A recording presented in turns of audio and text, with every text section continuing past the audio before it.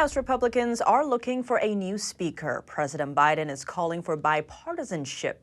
How could all of this impact Congress's work and funding for Ukraine? Joining us now live is NTD's Iris Tao on Capitol Hill. Iris, what's the latest and how did we get here? Good evening to you. So on Tuesday night, former House Speaker Kevin McCarthy announced that he would not try to get his gavel back after being ousted by a vote of 8 Republicans along with all Democrats. So now the path is clear for any Republican to jump into the race. And on Wednesday, we got the first lawmaker to jump into this race, and that was Congressman Jim Jordan. He's a close ally to former President Donald Trump and is a founding member of the House Freedom Caucus. Here's what he said on Wednesday about his priorities. Watch. I think we're a conservative center-right party. I think I'm the guy who can help unite that. I think my politics are entirely consistent with where conservatives and Republicans are across the country. The most pressing issue on Americans' minds is not Ukraine. It is the border situation and it is crime on the street. And in addition to Jim Jordan, House Majority Leader Steve Scalise, as well as Congressman Kevin Hern have also jumped into this race. So House Republicans have until next Tuesday to decide on their candidates, and on Wednesday, that's the earliest time when they can have a vote on the next speaker. But now we've also heard President Biden weighing in on this on Wednesday, criticizing what he called a poisonous atmosphere in Washington, D.C. He also called on House Republicans to work fast to come up with a budget plan before a November 17th deadline to fund the government and again avoid a government shutdown. Watch. We have to get it done in a timely fashion. More than anything, we need to change the poisonous atmosphere in Washington. You know, we have strong disagreements, but we need to stop seeing each other as enemies. And Iris, we only have 41 days left to fund the government, but now apparently the future of the House leadership is up in the air. How confident are we that we can have a new speaker elected next week, and what other concerns are there? That's a great question. So in fact, not a lot of lawmakers are sounding confident that we can have a new speaker elected on next Wednesday. Remember, back in January, it took us 15 rounds to get McCarthy elected as the speaker. So anyone in the race right now does still face an uphill battle. And in fact, just another subject up in the air is that whether the U.S. will have another aid package for Ukraine, which does face opposition, including by a frontrunner in the race right now, Congressman Jim Jordan. So I asked Senate Majority Leader Chuck Schumer today about his take on it. Let's take a look. Thank you. One of the lead candidates, Congressman Jim Jordan, says he does not support further aid to Ukraine. Is that something that would concern you? And I do have a follow-up. There's strong bipartisan majorities in both the House and Senate for aid to Ukraine. I've spoken to Leader McConnell. We're going to work together to get a big package done. And even in the House, you may remember when Speaker McCarthy put $300 million in for Ukraine in one of the budget bills, there was a move by the hard right to take it out, and it was defeated by over 300 votes. So we have large bipartisan majorities in aid for Ukraine, and we're going to work to get that done. And President Biden today also echoed that message, saying that he's not concerned about further aid to Ukraine. He also added that he will soon give a major speech on this topic about aid to Ukraine. Back to you. Iris, thank you for the updates. Both Jim Jordan and Steve Scalise have a real shot at becoming the next House Speaker. NTD's Arian Pastar takes a closer look. Republican Ohio Representative Jim Jordan is trying to become the next Speaker of the House. Jordan has been representing Ohio's 4th District since 2007. He's currently the chairman of the House Judiciary Committee. He made headlines and gained support earlier this year, investigating the indictments of former President Trump, the immigration crisis, and the DOJ's approach to Hunter Biden. Every witness we've talked to said this thing was slow walked, and we know why. Jordan was also the founding chair of the House Freedom Caucus, a group comprised of members considered to be the most conservative Republicans. Because of those affiliations, some say Jordan has slim chances of gathering enough support to become the next speaker. When asked about Jordan as a possible next speaker, New York Congressman Mark Molinaro on Wednesday referred to somebody else. There are a good number of members. Steve Scalise is considering this. There likely will be others. Tennessee Representative Tim Burchett said this when asked about Scalise as a possible next speaker. I love Steve Scalise. He's a great leader. He's a proven leader, and I believe folks would rally around him. Steve Scalise of Louisiana is the House Majority Leader. He's also known for drawing heavy support from other lawmakers from the South, which might be helpful against Jordan from Ohio. However, Scalise was diagnosed with blood cancer earlier this year. The type of cancer he was diagnosed with is very treatable. However, it raises questions if Scalise will be away for extended periods of time. Some other possible candidates are House Majority Whip Tom Emmer. Emmer, however, indicated he'll support Scalise in his bid. Oklahoma Representative Kevin Hern, who said he's considering a run, and others. Various lawmakers also proposed former President Trump to become Speaker. Trump himself confirmed that on Wednesday, saying he received multiple calls. However, the former president says he's fully focused on his presidential campaign. He added that he's open to supporting Republicans in finding a new Speaker. Arian Pastar, NTD News.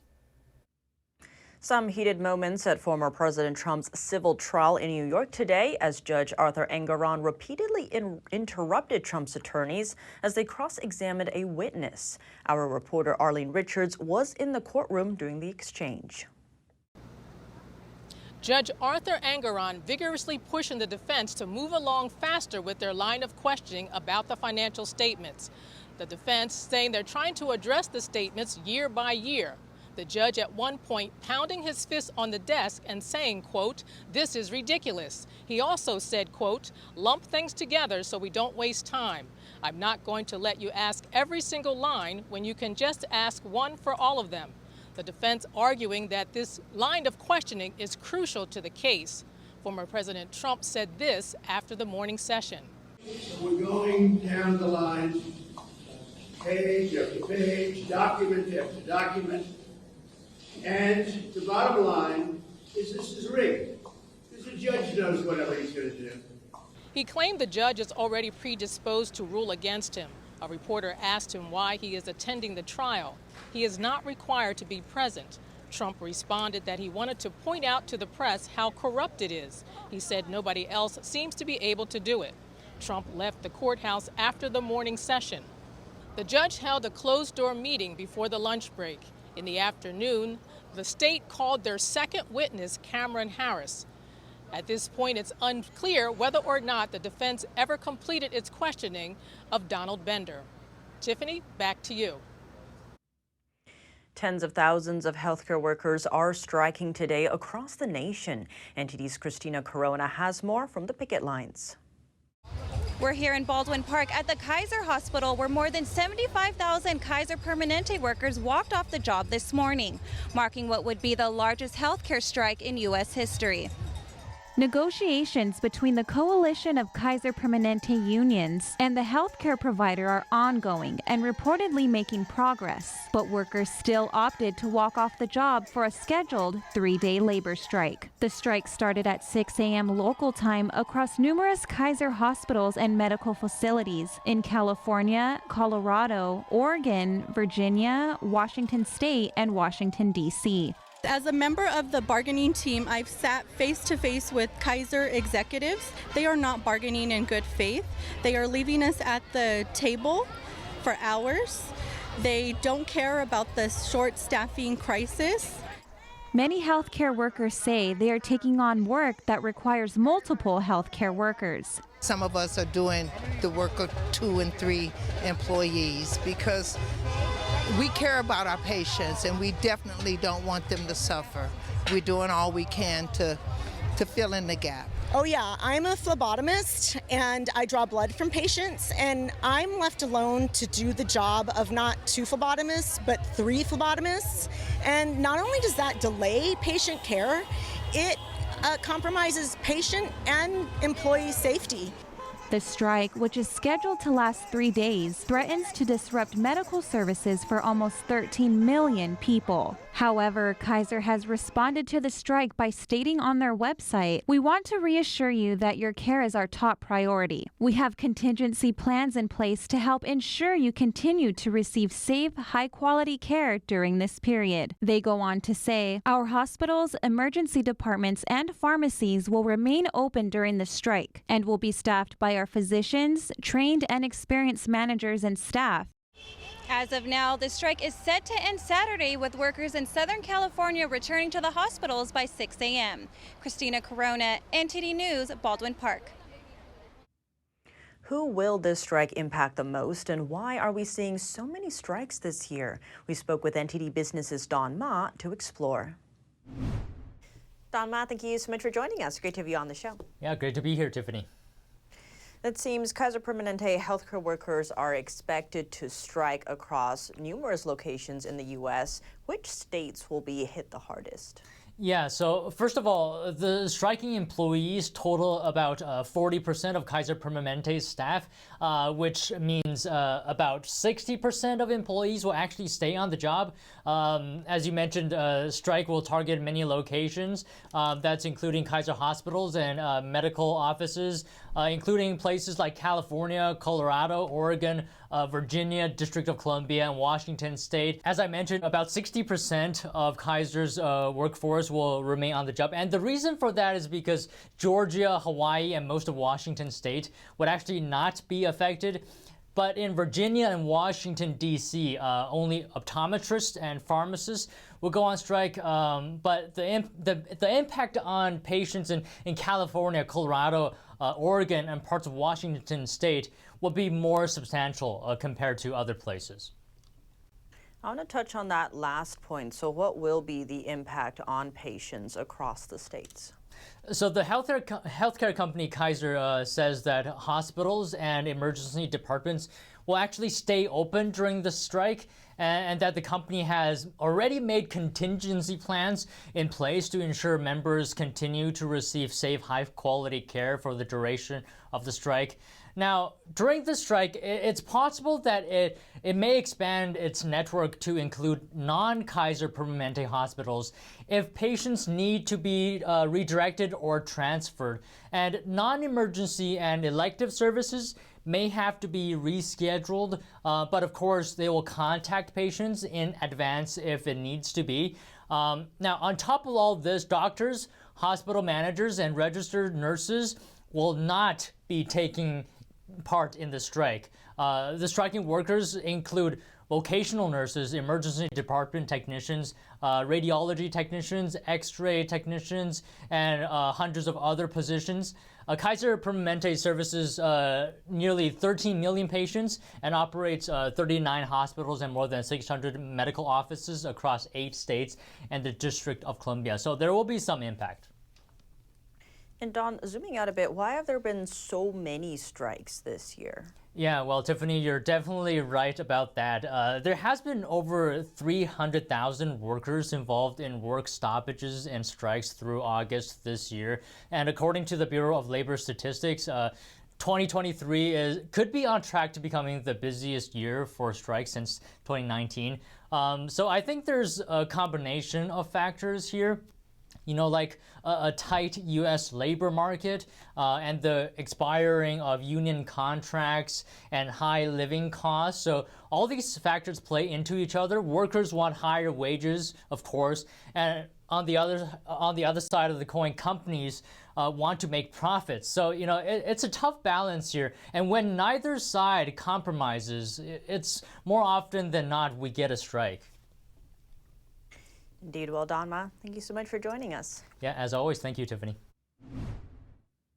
Student loan payments resumed this week for some, but others can expect some relief as the White House continues to roll out loan cancellation programs. This comes despite criticism from those who say that the administration's loan forgiveness is unfair to those footing the bill. NTD's Melina Weiskup is at the White House with more. Despite the Supreme Court striking down President Biden's sweeping student loan forgiveness plan, the White House continues to find ways to cancel debt, including with this latest approach they're taking, which targets specific groups of people. This includes public service workers, people like teachers or military service members. Another group that's included here is Americans with disabilities. A third group that's affected by this are those who are involved in the income-driven repayment plan and have been making payments for 20 years. The White House says this will impact around 125,000 people. President Biden at the White House today arguing his point of view about why this program is needed, despite critics who argue that it's unfair, especially to those Americans who have to foot the bill with higher taxes. Here's Biden. This kind of relief is life-changing for individuals and their families, but it's good for our economy as a whole as well. And we could see even more action from President Biden in this area in the time ahead, although his future plans here are not entirely clear at the moment. Now, he could continue to take the approach that he's been taking, that is targeting specific groups of borrowers. Next week, a committee will meet for the first time to discuss a future plan around this, one that could perhaps avoid some of those legal challenges that President Biden was faced with when trying to cancel debt on a larger scale. Reporting from the White House, Melina Weiskup, NTD News. Former Trump attorney Rudy Giuliani is planning to sue President Biden for defamation. He says this is because Biden falsely referred to him as a Russian pawn.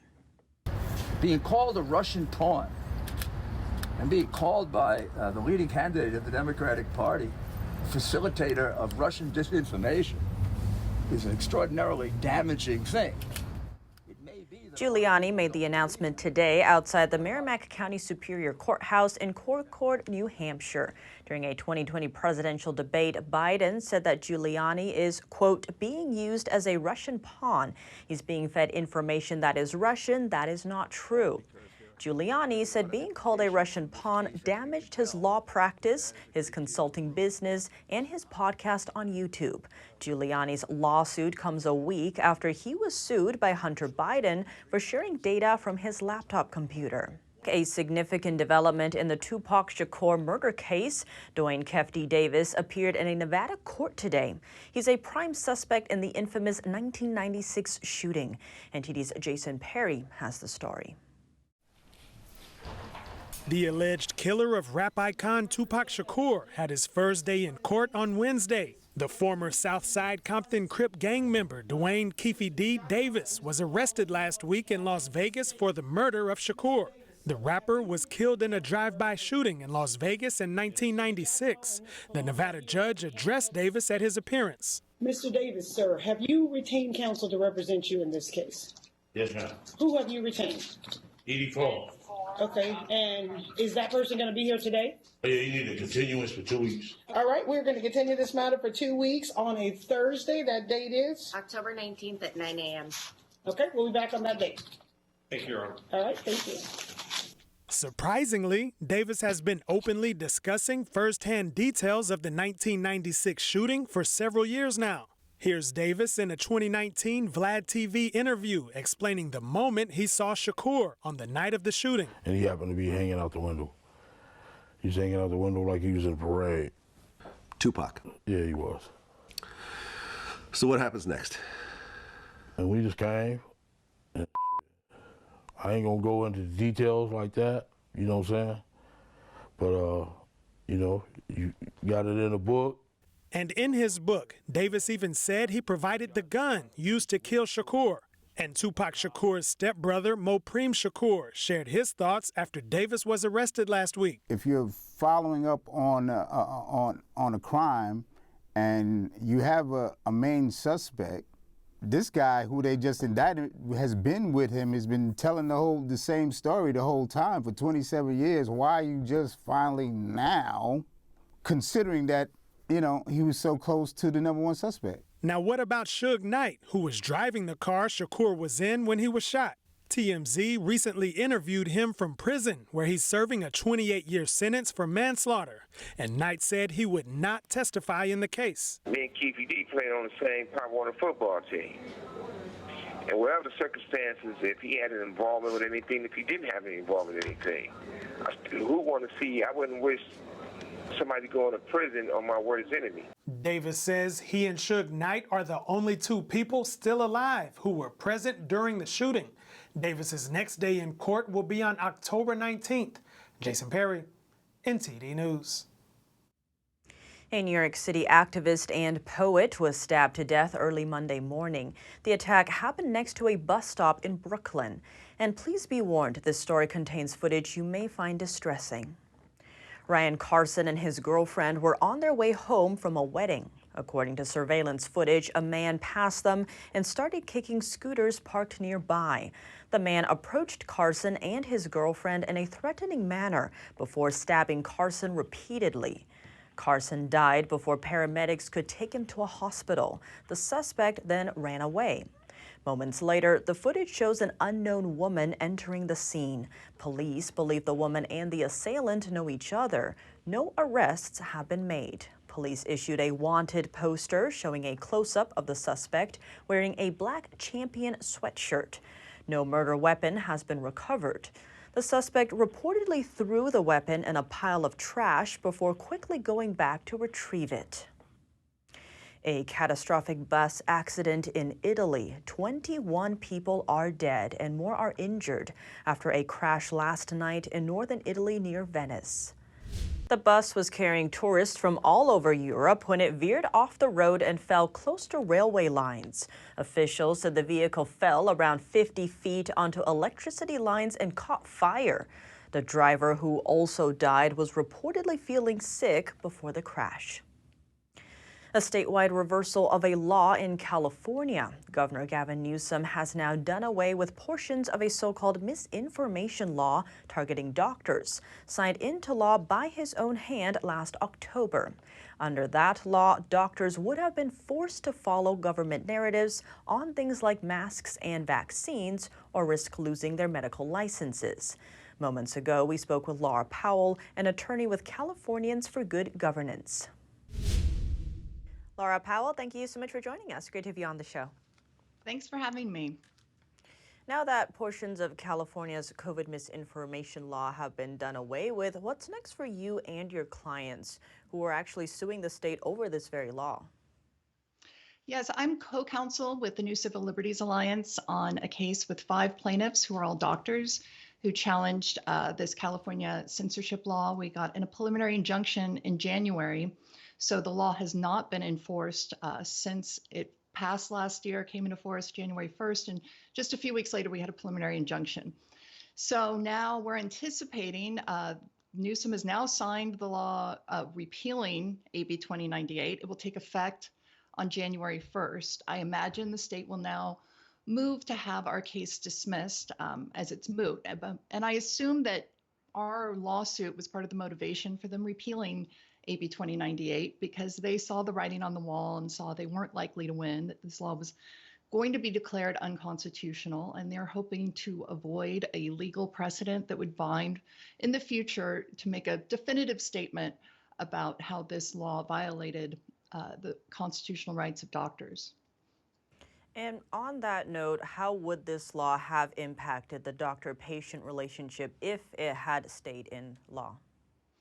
Well, I always thought that a large part of this law was sort of the statement it made to tell doctors that they should be afraid of speaking their mind and telling patients what they truly think, that they needed to stick to the government narrative. So that chilling effect on their speech would happen regardless of whether or not the medical board actually used the law to go after doctors. But what happens there is that the doctor-patient relationship gets damaged because patients can't trust their doctors. And if they believe that the doctors aren't telling them their honest opinion, but are telling them what they think they need to say to protect their medical licenses. So that erosion of the doctor-patient relationship was one of the many reasons why this was a bad policy. And in your view, given this was enacted into law in the first place, could this happen again down the road? Well, without a definitive statement from the courts that it's unconstitutional. We have the preliminary injunction, but that wasn't a complete opinion from the courts. it could happen again. Although I think what is happening now is we're going to see a change of tactics. I think repealing this law was a victory for us. We won the battle, but there's still the war to win. And I think the state is changing its tactics. We saw the bill's author stating that they could still go after misinformation from doctors based on pre-existing law.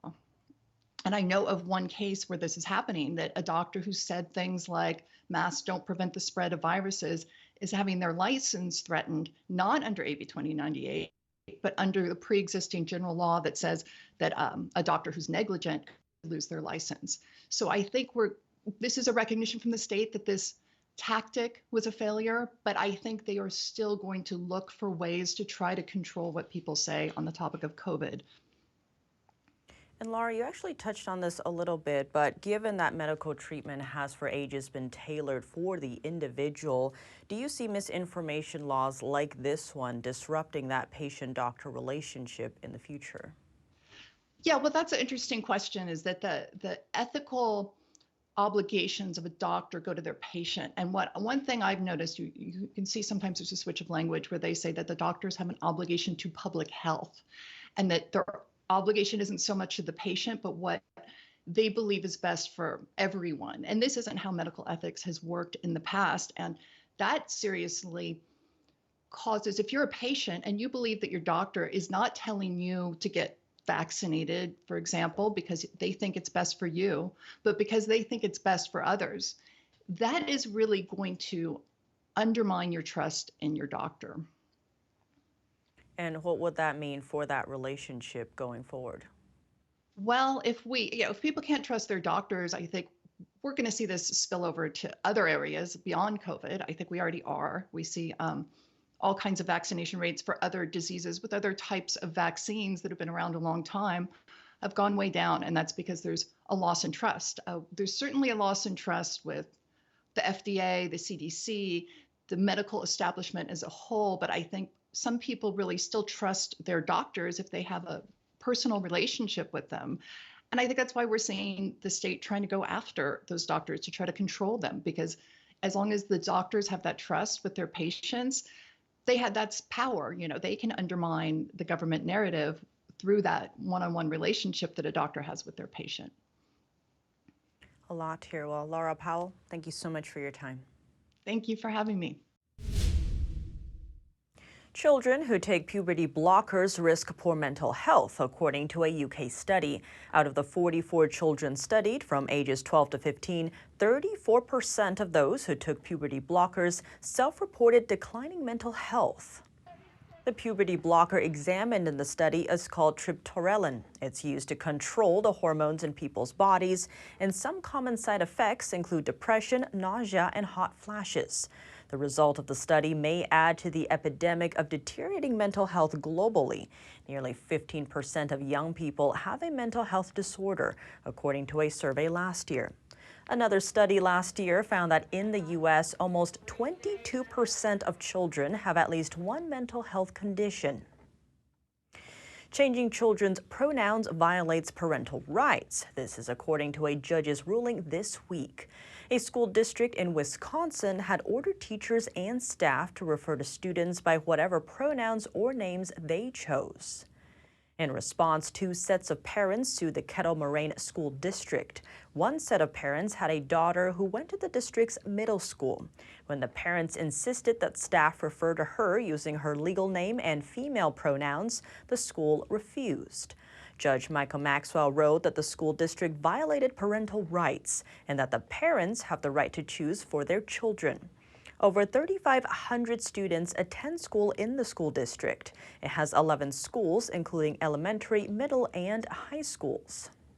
Death threats against a California school board president. Comments like "enjoy your weekend, it could be your last" were sent by email after the board decided to fly only the American and California flags on campus.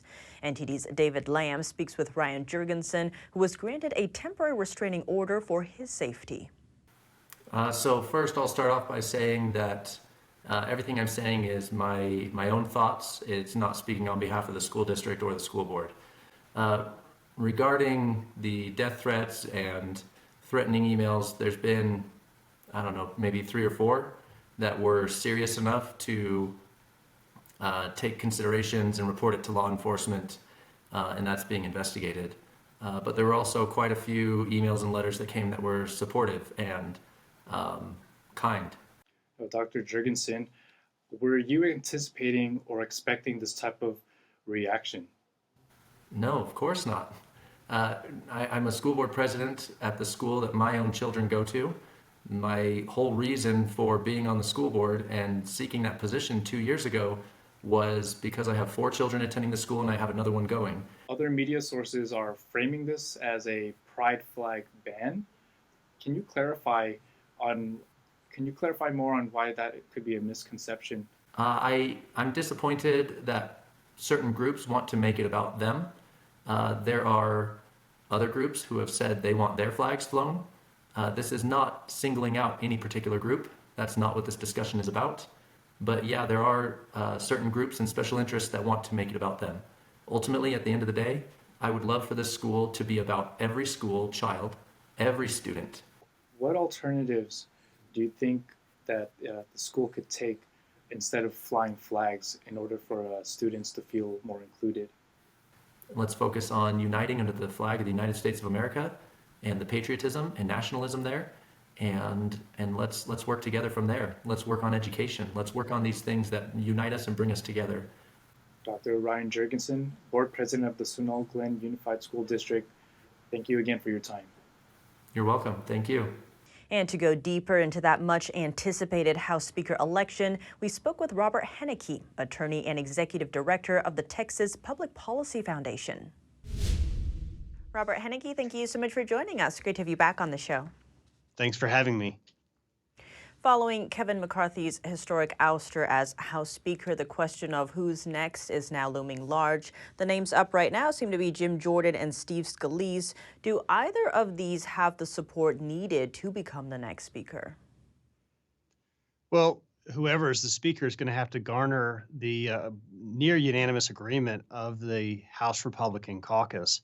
One thing that I saw that was attributed to former Speaker McCarthy after he was ousted yesterday in the conference meeting afterwards was he urged the Republican caucus to reach an agreement privately to only then have one public vote, as opposed to what he went through, which was 15 rounds of voting, which initially then elected him Speaker in January. So it's a math issue. You can have a small handful of Republicans that can deny the next Speaker the majority, and they're just going to have to work through that in coming to a near unanimous consensus on who will be the next Speaker of the United States House. And Republicans now have a week to appoint whoever is next. How will this impact Congress, especially as they work to fund the government before this next November deadline? We're running out of time. I mean, last weekend, you saw that conservatives had a minor victory and that they were able to obtain a 45-day extension of the funding for the United States government, where Chuck Schumer and the Biden administration and the moderates had wanted a year-long extension of spending, which would basically have ended the current fight over spending and the debate that's going on in Congress right now. And with the distraction of yesterday, in removing the Speaker of the House and not having a Speaker now for at least another week, we're losing precious time where conservatives and policymakers, rather than figuring out who's going to be procedurally the head of the House, should be working on how to pass the appropriations bill to cut spending, to address the border crisis and other top priorities of our country, and to actually do the business of the American people. Now, in terms of the next Speaker, if the Republicans can't come to an agreement, could we actually see a Democratic Speaker despite being the minority? You know, it also came out yesterday in Speaker McCarthy's post remarks that the Democrats had approached him with a deal that they would have delivered the votes to keep him in the speakership. And Speaker McCarthy stayed loyal to the Republican majority, and I think promises he made in being elected when he turned down that deal and knowing that in doing so was going to lead to his removal as being Speaker. So it would be unprecedented for our federal government if you had this kind of brokered speakership there. And I think it's unlikely. I think the Republican caucus would know that that would destroy the very power of their majority that they've worked hard to elect if they gave that power over to the Democrats to basically broker a speaker who would then be beholden as much to the left as to the moderate right. And now there's actually a Texas Republican who's pushing for Trump to be the next speaker. And the Constitution doesn't say you have to be in the House to run as speaker. Trump himself hasn't ruled that out. How would that work? Could he actually be speaker? And how would that impact his run as president? I think it's unlikely, more of an attention-grabbing suggestion than anything else. President Trump was asked about it. Sure, he didn't dismiss it, but we know that he's focused on running for the nomination for the Republican Party to pursue being reelected as president. But you're right. Technically, in the United States Constitution, the Speaker of the House does not have to be an elected member of the House. President Donald Trump could do it if he got 218 votes in the House to elect him Speaker. You could do it, or I could do it. But I think realistically, we know that it's going to be a current member of Congress, which right now the two candidates are Jim Jordan and Steve Scalise. There may be more, but it's going to be one of those, and it's going to be a Republican that will ultimately be chosen to continue to represent and lead the House of Representatives. Robert Henneke, thank you so much for your time. Next, the U.S. is sending seized Iranian ammunition to Ukraine. This comes as Congress is still in disputes on whether to continue funding the war-torn nation in the upcoming year. Officials announced today that more than 1 million rounds of ammunition have already been transferred on Monday, and thousands more are on the way. Last December, the U.S. Navy caught a small fishing vessel smuggling weapons from Iran to Yemen in violation of a UN resolution. Similar boat raids have taken place regularly since then. The U.S. captured thousands of rifles and millions of rounds of ammunition. The Justice Department began seeking civil forfeiture of the seized weapons back in March, and the legal ownership eventually came through later in July. Over in Russia, a court has sentenced a journalist to jail for protesting the Ukraine war on TV. She has been given 8.5 years in absentia. The journalist burst into a news broadcast with a placard that read, "Stop the war and they're lying to you." This was shortly after the war began. She and her daughter left Russia for an unspecified European country a year ago after escaping house arrest. Overindulging children has many consequences, such as a lack of responsibility, financial dependency, poor self-control, and social problems, greatly affecting the adults they become. NTD's Emma Shi talks with child psychologists who deal with this in their practice.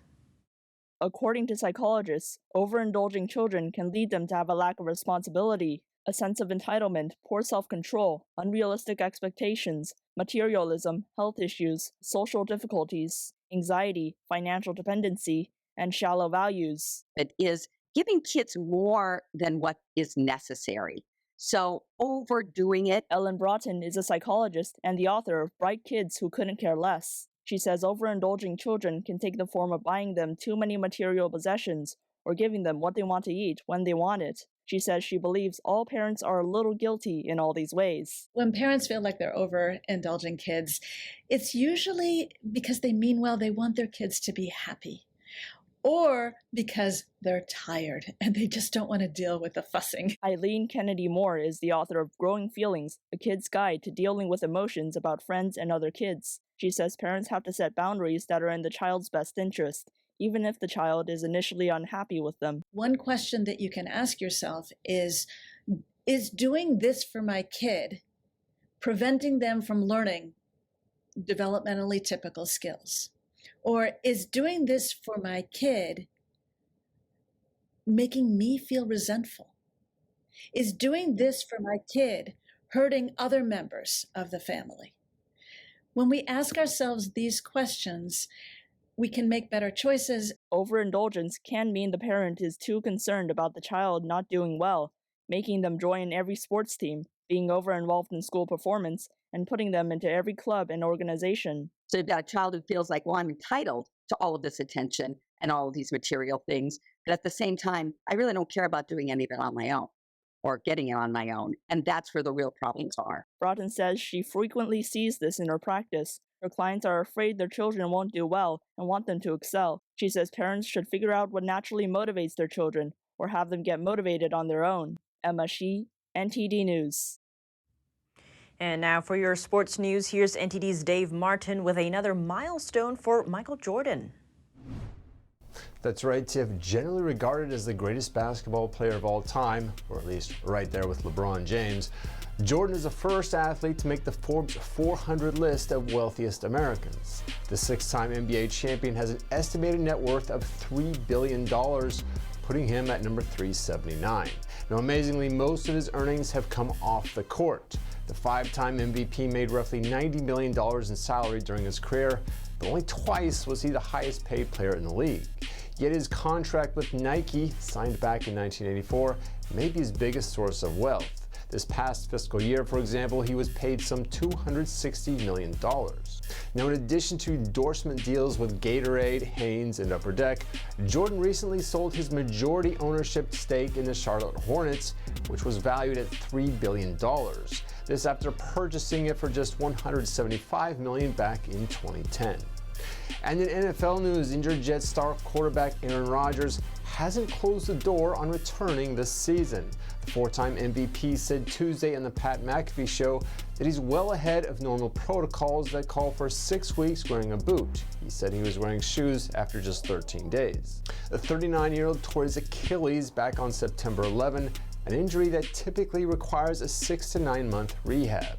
Said the former Super Bowl champion of his mindset, "I believe in the power of intention, I believe in prayer, I believe in your mental status and the power of will. I believe in making room for the miraculous to happen." During the interview, Rodgers, who previously said he was unvaccinated, also poked fun at Chiefs All-Pro tight end Travis Kelce, calling him Mr. Pfizer after Kelce starred in commercials promoting the COVID vaccine. And for your sports viewing schedule tonight, a pair of baseball playoff games are on as Arizona looks to eliminate Milwaukee on the road, while Miami plays at Philadelphia, looking to extend the series. And that's it for your sports news today. Tiff, over to you. And this just in from baseball's postseason, the Texas Rangers have beaten the Tampa Bay Rays 7-1 to sweep the series. They'll move on to face the Baltimore Orioles in the next round. And if you have any news tips or feedback for the show, you can email us at eveningnews@ntd.com.